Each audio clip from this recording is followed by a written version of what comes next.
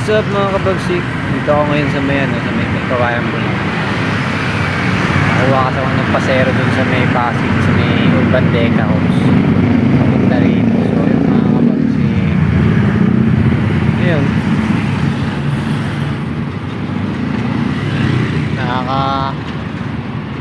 dalawang pasero pa lang ako ngayon, November 1. So yun, waiting lang muna ako rito mga kabagsik. Kapit tayo sa Miguel. Waiting na ako ng pasahero pabalik. Sana meron tayo makuha pabalik.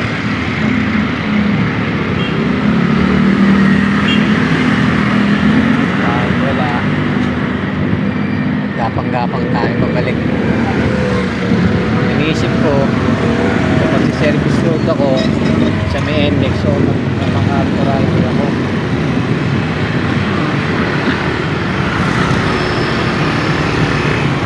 Naano kasi kung saan may mga booking, magandang booking, so hindi ko sure kung maraming booking dito sa may MacArthur eh. Iniisip ko kung dito sa may service road naman, hindi natin sure kung meron kasi ano yun, bandang dun sa may ang dami ko nakitang mga nakatambay.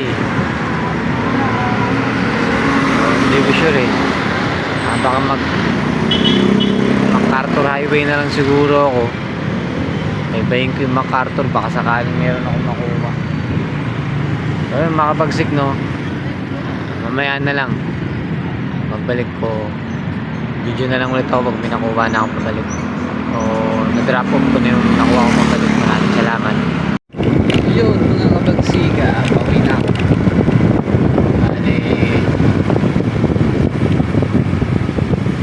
Galing ako sa may Kawayan,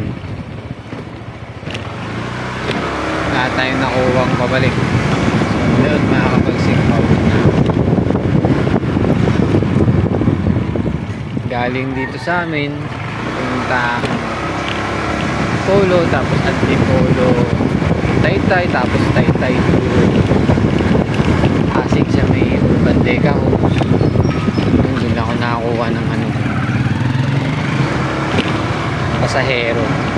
So yun mga kabagsik, pero ko lang no, galing dito sa amin papuntang may Kawayan. Balikan ko, naggas ako ngayon, full tank to eh.